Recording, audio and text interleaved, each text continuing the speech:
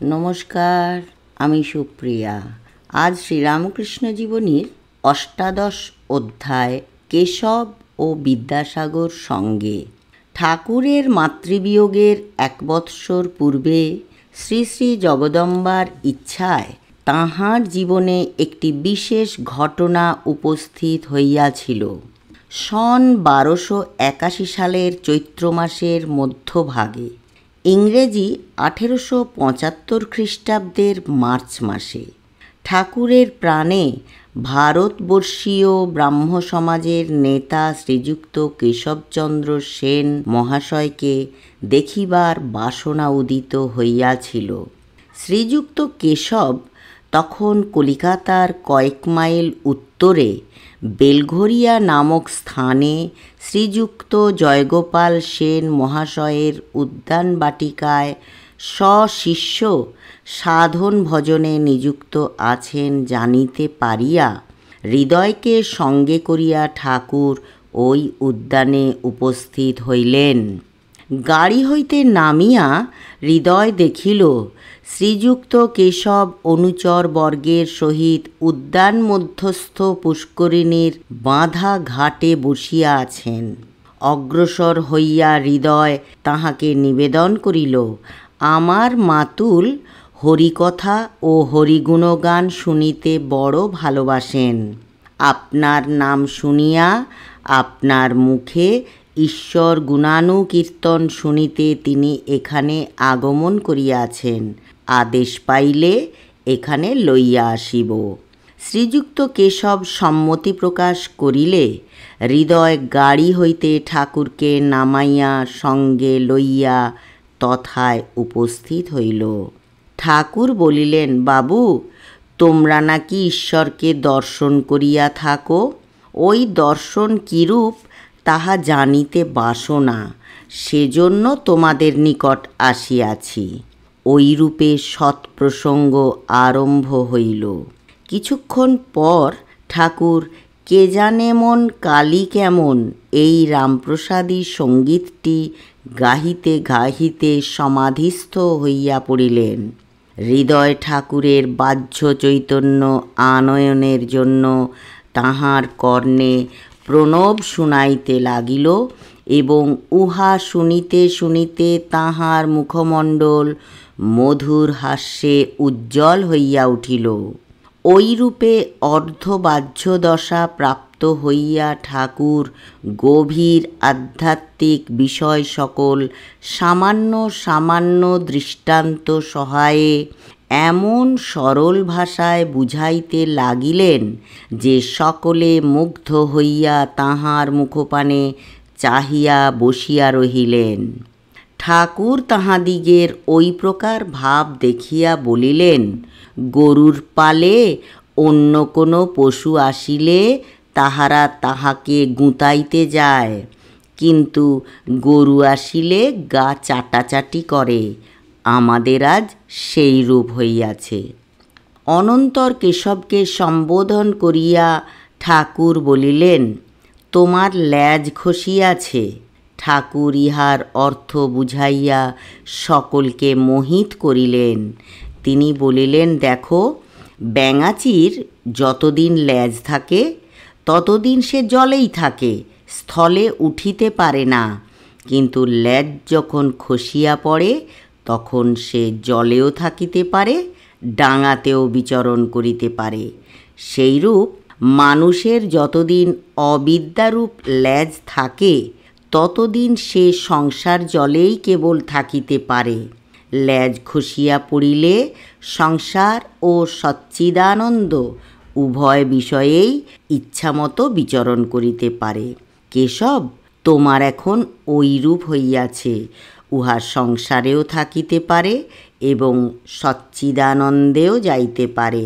এই রূপে নানা প্রসঙ্গে অনেকক্ষণ অতিবাহিত করিয়া ঠাকুর সেদিন দক্ষিণেশ্বর ফিরিয়া আসিলেন। ঠাকুরের দর্শন পাইবার পরে শ্রীযুক্ত কেশবের মন তাহার প্রতি এতদূর আকৃষ্ট হইয়াছিল যে তখন হইতে তিনি প্রায়ই ঠাকুরের পুণ্য দর্শন লাভ করিয়া কৃতার্থ হইবার জন্য দক্ষিণেশ্বরে আগমন করিতেন এবং মধ্যে মধ্যে ঠাকুরকে তাহার কলিকাতার কমলকুটির নামক বাটিতে লইয়া যাইয়া তাহার দিব্য সঙ্গলাভে আপনাকে সৌভাগ্যবান বিবেচনা করিতেন। ঠাকুর ও কেশবের সম্বন্ধ ক্রমে এত গভীর ভাব ধারণ করিল যে পরস্পরকে কয়েকদিন দেখিতে না পাইলে উভয়েই বিশেষ অভাব বোধ করিতেন। তখন ঠাকুর কলিকাতায় তাহার নিকট উপস্থিত হইতেন অথবা শ্রীযুক্ত কেশব দক্ষিণেশ্বরে আগমন করিতেন। তদ্ভিন্ন ব্রাহ্ম সমাজের উৎসবের সময় প্রতি বৎসর ঠাকুরের নিকট আগমন করিয়া অথবা ঠাকুরকে লইয়া যাইয়া তাহার সহিত ঈশ্বর প্রসঙ্গে একদিন অতিবাহিত করাকে শ্রীযুক্ত কেশব ওই উৎসবের অঙ্গ মধ্যে পরিগণিত করিতেন। এইরূপে কখনো কেশব জাহাজে করিয়া কীর্তন করিতে করিতে সদল বলে দক্ষিণেশ্বরে আগমনপূর্বক ঠাকুরের সহিত মিলিত হইতেন, কখনো বা ঠাকুরকে জাহাজে উঠাইয়া লইয়া তাহার অমৃতময় উপদেশ শুনিতে শুনিতে গঙ্গাবক্ষে বিচরণ করিতেন। বলা বাহুল্য, শ্রীযুক্ত কেশবচন্দ্রের সহিত ঠাকুরের মিলন হইবার পরে কলিকাতার জনসাধারণ ঠাকুরের কথা বিশেষভাবে জানিতে পারিয়াছিল। ঠাকুরের পুণ্যদর্শন ও অমৃত নিঃসন্দিনী বাণীতে কেশব জীবনপথে যতই নূতন আলোক দেখিতে লাগিলেন ততই ওই কথা মুক্ত কণ্ঠে জনসাধারণকে জানাইয়া তাহারা সকলেও যাহাতে তাহার ন্যায় তৃপ্তি ও আনন্দ লাভ করিতে পারে তজ্জন্য সোৎসাহে আহ্বান করিতে লাগিলেন।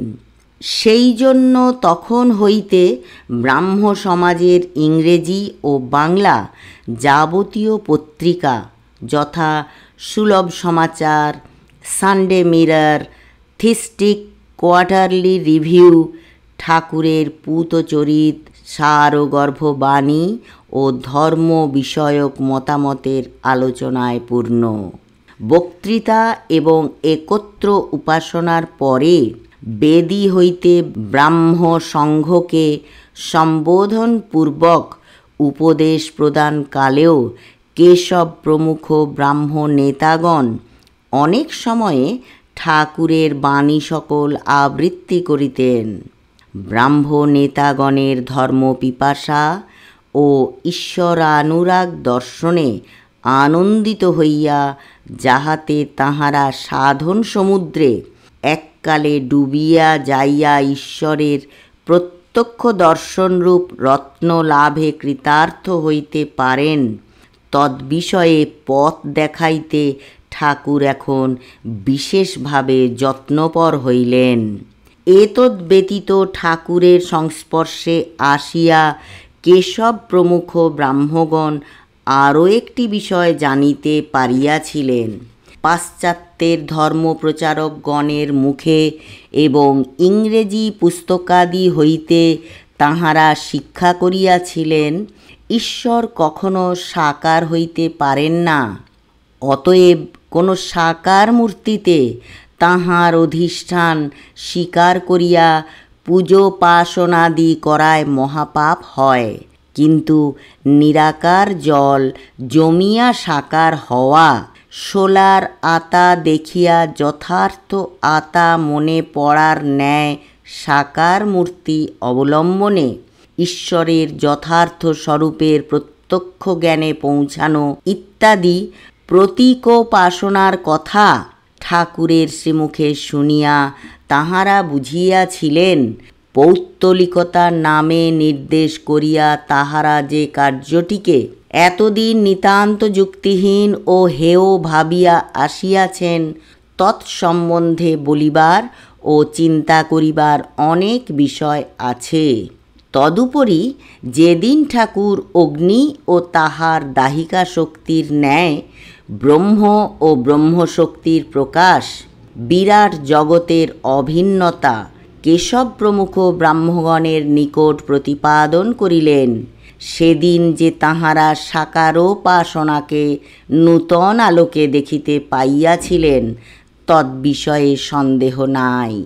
তাঁহারা সেদিন নিঃসংশয়ে বুঝিয়াছিলেন যে কেবলমাত্র নিরাকার সগুণ ব্রহ্মরূপে নির্দেশ করিলে ঈশ্বরের যথার্থ স্বরূপের একাংশ মাত্র নির্দিষ্ট হইয়া থাকে।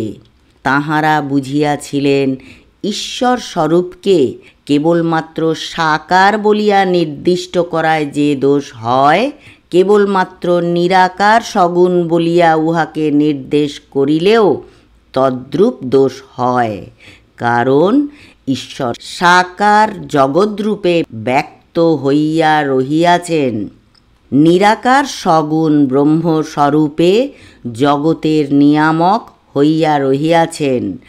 আবার সর্বগুণের অতীত থাকিয়া ঈশ্বর জীবজগৎ প্রভৃতি যাবতীয় ব্যক্তি ও বস্তুর নামরূপযুক্ত প্রকাশের ভিত্তিস্বরূপ হইয়া সতত অবস্থান করিতেছেন।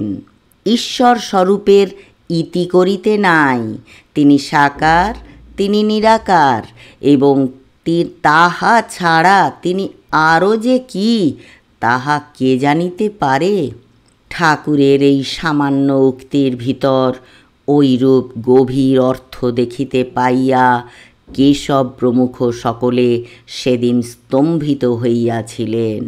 আচার্য প্রতাপচন্দ্র মজুমদার একসময়ে দক্ষিণেশ্বরে আগমন করিয়া ঠাকুরের সঙ্গ লাভের পর সমাজে আধ্যাত্মিক ভাব পরিণতি কিরূপ ও কতদূর হইয়াছে তদ্বিষয়ে জিজ্ঞাসিত হইয়া বলিয়াছিলেন, ইহাকে দেখিবার আগে আমরা ধর্ম কাহাকে বলে কি বুঝিতাম? ইহার দর্শন লাভের পরে বুঝিয়াছি যথার্থ ধর্মজীবন কাহাকে বলে। শ্রীযুক্ত প্রতাপের সঙ্গে সেদিন নববিধান সমাজের চিরঞ্জীব শর্মা উপস্থিত ছিলেন। তিনি যে ব্রহ্মসঙ্গীতের বিশেষ পুষ্টি সাধন করিয়াছেন একথা বলিতে হইবে না, কিন্তু অনুসন্ধানে জ্ঞাত হওয়া যায় ঠাকুরের নানা প্রকার দর্শন, ভাব ও সমাধি প্রভৃতির সহিত পরিচিত হইয়াই তিনি তাঁহার শ্রেষ্ঠ ভাবোদ্দীপক পদগুলি রচনায় সমর্থ হইয়াছিলেন। নিবিড় আধারে মা তোর চমকে অরূপ রাশি, গভীর সমাধি সিন্ধু অনন্ত অপার, চিদাকাশে হলো পূর্ণ প্রেমচন্দ্রোদয় রে, চিদানন্দ সিন্ধু নীরে প্রেমানন্দের লহরী, আমায় দে মা পাগল করে। সুকবি আচার্য চিরঞ্জীব শর্মা এইরূপ পদ সকল রচনা দ্বারা সমগ্র বঙ্গবাসীর এবং দেশের সাধককুলের কৃতজ্ঞতা ভাজন হইয়াছেন। কিন্তু ঠাকুরের ভাব সমাধি দেখিয়াই যে তিনি ওই সকল পদ সৃষ্টি করিতে সমর্থ হইয়াছিলেন ইহাতে সংশয় নাই। এইভাবে ব্রাহ্ম সমাজ এই কালে ঠাকুরের অদৃষ্টপূর্ব আধ্যাত্মিক প্রভাবে অনুপ্রাণিত হইয়াছিলেন। ঠাকুর শ্রীরামকৃষ্ণ বাল্যকাল হইতেই ঈশ্বরচন্দ্র বিদ্যাসাগরের দয়ার কথা শুনিয়া আসিতেছিলেন। তাহাকে দেখিবার জন্য প্রবল ইচ্ছা হওয়ায় মাস্টার ভবনাথ হাজরা প্রমুখকে সঙ্গে লইয়া ঠাকুর 1882 খ্রিস্টাব্দের 5 আগস্ট শনিবার বেলা 4টার সময় বাদুড় বাগানে বিদ্যাসাগরের গৃহে আগমন করিলেন এবং নানাবিধ উচ্চ আধ্যাত্মিক প্রসঙ্গে বিদ্যাসাগরকে মুগ্ধ করিলেন। কথা প্রসঙ্গে ঠাকুর বিদ্যাসাগরকে ব্রহ্মের প্রকৃত স্বরূপ সম্বন্ধে বলিতেছেন, এই জগতে বিদ্যামায়া ও অবিদ্যামায়া দুইই আছে, জ্ঞান ভক্তি আছে, আবার কামিনী কাঞ্চনও আছে, সৎও আছে, অসৎ আছে, ভালোও আছে, আবার মন্দও আছে, কিন্তু ব্রহ্ম নির্লিপ্ত। ভালো মন্দ জীবের পক্ষে, সৎ অসৎ জীবের পক্ষে তাঁর ওতে কিছু হয় না। যেমন প্রদীপের সম্মুখে কেহ বা ভাগবত পড়ছে, আর কেউ বা জাল করছে, প্রদীপ নির্লিপ্ত। সূর্য শিষ্টের উপর আলো দিচ্ছে, আবার দুষ্টের উপরও দিচ্ছে। যদি বলো দুঃখ, পাপ, অশান্তি এ সকল তবে কি? তার উত্তর এই যে ওসব জীবের পক্ষে। ব্রহ্ম নির্লিপ্ত। সাপের ভিতর বিষ আছে, অন্যকে কামড়ালে মরে যায়, কিন্তু সাপের কিছু হয় না। ব্রহ্ম যে কি মুখে বলা যায় না। সব জিনিস উচ্ছিষ্ট হয়ে গেছে। বেদ, পুরাণ, তন্ত্র, ষড়দর্শন সব এঁটো হয়ে গেছে। মুখে পড়া হয়েছে, মুখে উচ্চারণ হয়েছে, তাই এঁটো হয়েছে। কিন্তু একটা জিনিস কেবল উচ্ছিষ্ট হয় নাই, সে জিনিসটি ব্রহ্ম। ব্রহ্ম যে কি আজ পর্যন্ত কেউ মুখে বলতে পারে নাই। সকলে অবাক ও নিস্তব্ধ হইয়া এই সকল কথা শুনিতেছেন, যেন সাক্ষাৎ বাগবাদিনী শ্রীরামকৃষ্ণের জিহ্বাতে অবতীর্ণ হইয়া বিদ্যাসাগরকে উপলক্ষ করিয়া জীবের মঙ্গলের জন্য কথা বলিতেছেন। এইভাবে কিছুক্ষণ কথোপকথনের পর ঠাকুর গাত্রোত্থান করিলেন। রাত্রি 9টা বাজিয়াছে। ঠাকুরকে গাড়িতে তুলিয়া দিবার জন্য বিদ্যাসাগর আত্মীয়গণ সঙ্গে দাঁড়াইলেন। ঠাকুর শ্রীরামকৃষ্ণ বিদ্যাসাগরের আধ্যাত্মিক মঙ্গলের জন্য মূল মন্ত্র জপ করিতেছেন। বিদ্যাসাগর ও অন্যান্য সকলে একে একে ঠাকুরকে প্রণাম করিলেন। তৎপরে শ্রীরামকৃষ্ণ বিদায় গ্রহণ করিয়া দক্ষিণেশ্বরে চলিয়া আসিলেন। অহেতুক কৃপা সিন্ধু ঠাকুর এইভাবে জীবের কল্যাণে ঘরে ঘরে ঈশ্বরের নাম বিতরণ করিয়া বেড়াইতেছেন, আর সকলকে বলিতেছেন ঈশ্বরকে ভালোবাসাই জীবনের উদ্দেশ্য। এখানে ঠাকুরের জীবনের অন্য একটি ঘটনার উল্লেখ করিয়া আমরা বর্তমান অধ্যায়ের পরিসমাপ্তি করিব। শ্রীযুক্ত কেশবের সহিত প্রথম পরিচয়ের পর ঠাকুরের শ্রী শ্রী চৈতন্যদেবের সর্বজনমনোহর নগর কীর্তন দেখিতে বাসনা হইয়াছিল। নিজ গৃহের বাহিরে দাঁড়াইয়া ঠাকুর দেখিলেন নবদ্বীপচন্দ্র শ্রী গৌরাঙ্গদেব, শ্রী নিত্যানন্দ ও শ্রী অদ্বৈত প্রভুকে সঙ্গে লইয়া ঈশ্বর প্রেমে তন্ময় হইয়া জনতরঙ্গের মধ্যভাগে ধীর পদে আগমন করিতেছেন, এবং চতুর্পার্শ্বস্থ সকলে তাঁহার প্রেমে তন্ময় হইয়া কেহবা অবশভাবে এবং কেহবা উদ্দাম তাণ্ডবে আপন আপন অন্তরের উল্লাস প্রকাশ করিতেছেন। ওই অদ্ভুত সংকীর্তন দলের ভিতর কয়েকখানি মুখ ঠাকুরের স্মৃতিপটে উজ্জ্বল বর্ণে অঙ্কিত হইয়া গিয়াছিল, এবং ওই দর্শনের কিছুকাল পরে তাহাদিগকে নিজ ভক্তরূপে আগমন করিতে দেখিয়া ঠাকুর তাহাদিগের সম্বন্ধে স্থির সিদ্ধান্ত করিয়াছিলেন পূর্বজীবনে তাহারা শ্রীচৈতন্যদেবের সাঙ্গপাঙ্গ ছিল। ওই দর্শনের কিছুকাল পরে ঠাকুর কামারপুকুরে এবং হৃদয়ের বাটি শিহর গ্রামে গমন করেন। শেষোক্ত স্থানের কয়েক ক্রোশ দূরে ফুলুই শ্যামবাজার নামক স্থান। ওই গ্রামের নটবর গোস্বামী ঠাকুরকে তাঁহার বাটিতে পদধূলি দিবার জন্য নিমন্ত্রণ করিয়াছিলেন। ঠাকুর তখন হৃদয়কে সঙ্গে লইয়া তাঁহার বাটিতে যাইয়া 7 দিন অবস্থানপূর্বক শ্যামবাজারের বৈষ্ণব সকলের কীর্তনানন্দ দর্শন করিয়াছিলেন। উক্ত স্থানের শ্রীযুক্ত ঈশানচন্দ্র মল্লিক তাঁহার সহিত পরিচিত হইয়া তাহাকে নিজ বাটিতে কীর্তনানন্দে সাদরে আহ্বান করেন। কীর্তনকালে তাহার অপূর্ব ভাব দেখিয়া বৈষ্ণবেরা বিশেষ আকর্ষণ অনুভব করে। 3 দিবারাত্র তথায় আনন্দের বন্যা প্রবাহিত হইয়া লোকে ঠাকুরকে দেখিবার ও তাহার পাদস্পর্শ করিবার জন্য যেন উন্মত্ত হইয়া উঠিয়াছিল এবং ঠাকুর স্নানাহারের অবকাশ পর্যন্ত প্রাপ্ত হন নাই। পরে হৃদয় তাহাকে লইয়া লুকাইয়া শিহরে পলাইয়া আসিলে ওই আনন্দ মেলার অবসান হয়। ধন্যবাদ।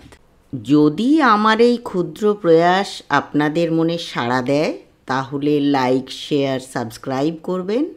আর একটা ছোট্ট অনুরোধ, কমেন্টটা অবশ্যই করবেন যাতে ছোট ছোট খুঁতগুলো শুধরে নিয়ে আমার এই পরিবেশন সমৃদ্ধ করতে পারি। ধন্যবাদ।